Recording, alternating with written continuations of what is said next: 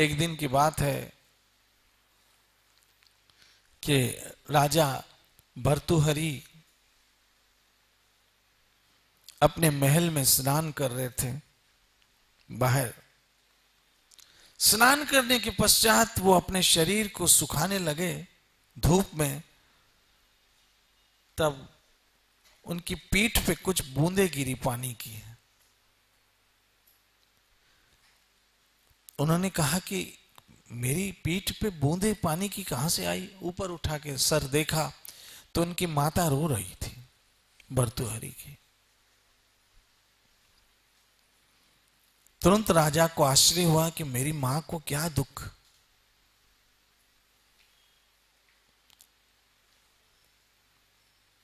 पहले जमाने में पता क्या होता था, इंसान इतना सेंसिटिव होता था कि वो दूसरे के दुख का कारण जानना चाहता था।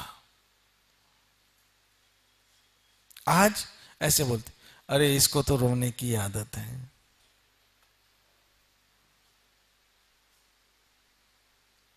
इसको तो आदत ही है रोने की।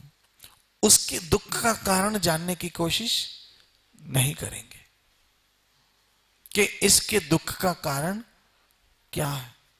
पहले जमाने में लोग दुख का कारण ढूंढते थे और डर लगता था इस बात का कि कहीं इसके दुख का कारण मैं तो नहीं हूं, और यदि मैं हूं तो मैं अपने कर्म क्यों खराब करूं। याद रखना, आप जब भी किसी के दुख का कारण बनते हो, आप अपने कर्म खराब करते हो।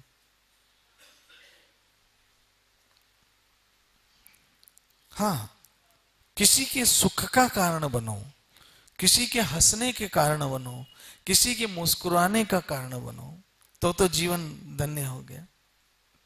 भर्तृहरि ने सोचा मेरी मां को क्या दुख, और वो भी मेरे होते हुए। कभी कभी ऐसे लोग सोचते थे पहले जमाने में कि मेरे होते हुए क्यों दुख। आप राजमाता हो, आपको क्या दुख है।